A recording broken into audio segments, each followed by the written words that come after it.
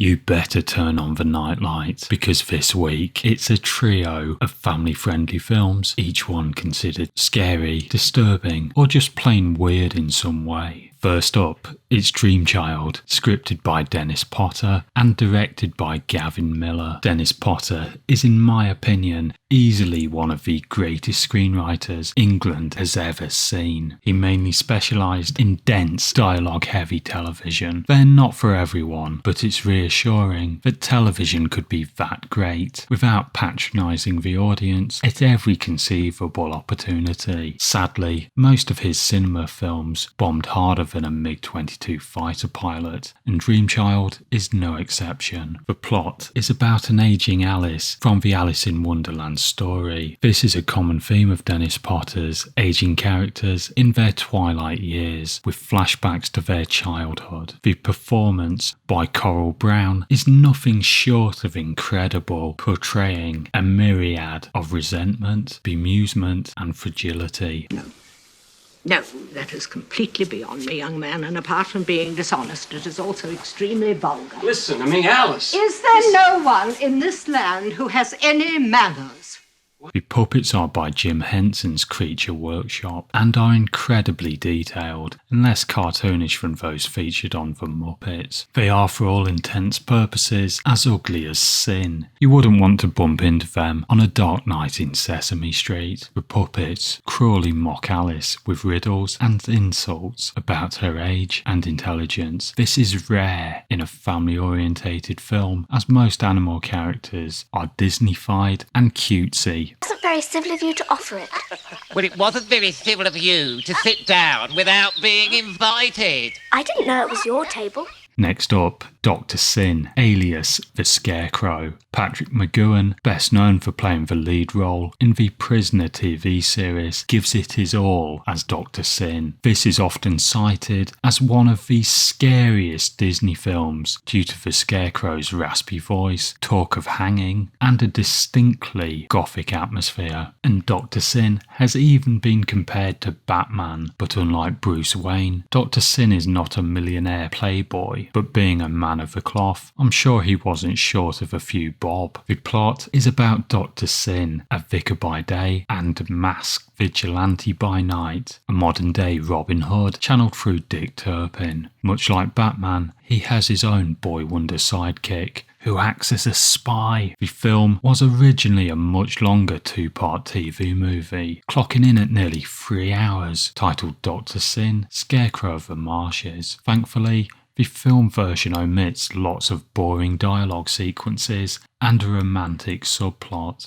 The film is still very dialogue heavy for a Disney movie and quite slow. However, I can imagine the TV version would be a real slog to get through. The film is a swashbuckler that is low on action, especially compared to the likes of Pirates of the Caribbean. That said, what action there is exciting, and the sets, costume and acting are all top tier. Crybaby Lane often makes the scariest kids films lists. This Nickelodeon Halloween special was broadcast on October the 28th, 2000 and introduced by Melissa Joan Hart as Sabrina the Teenage Witch. It doesn't get much more early noughties than that. It was considered lost media for a long time due to no official physical release and no subsequent screenings due to complaints about it being scary and unsuitable for children. Nickelodeon said that they just forgot about the film and put it in the vaults. The plot is about an older and younger brother who listen to Frank Langella tell ghost stories. He tells one about conjoined twins, one good, one evil, who get hidden away. After they die from liver disease, a farmer buries them in a grave in Crybaby Lane. Let me tell you a story. Not now. Listen, it's about the farmer who had the Siamese twins. The older brother, Carl, forms a seance in the graveyard to impress a group of girls. We've all done it, lads, and accidentally awakens the dead. It's all creepy stuff. We've seen a similar plot in a Simpsons Treehouse of Horror. The feel of the TV movie reminds me a lot of an extended episode of Goosebumps. I didn't see Crybaby Lane first time around, so it doesn't hold the same level of nostalgia as it might for some viewers. It does, however, suffer from some of the naughty style style choices that put it in that era, like coloured filters and jump editing. That is expected, but unfortunately, it features mediocre at best acting, including by some usually reliable actors, and the lead characters, like Carl, who comes across as a bully, and the younger brother Andrew as a histrionic crybaby, are unlikable. Men do not fear phones. Men do not dress like stupid hobbits. Men take what they want and leave the others bleeding on the turnbuckle.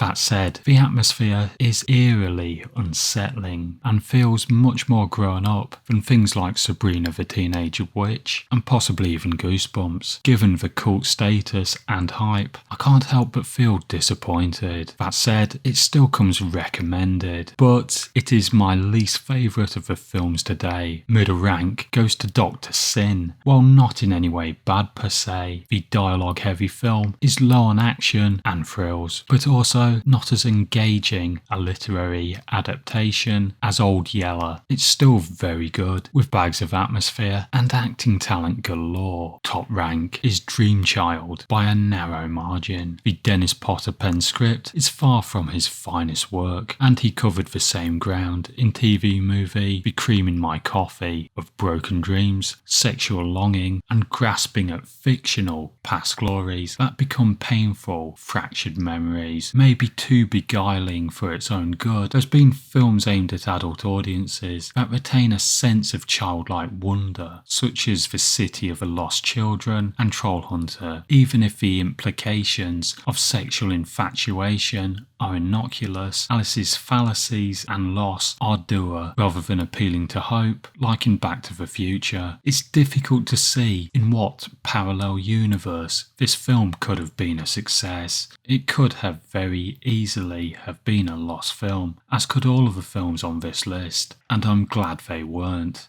Dream Child lacks the fun of Potter's Lipstick on Your Collar, which is a joy to watch, the oddness of Cold Lazarus, or the sad-eyed venom of his Play for Today's, making Dream Child feel like the Baby Chino version compared to the triple espresso of The Singing Detective or Black Eyes.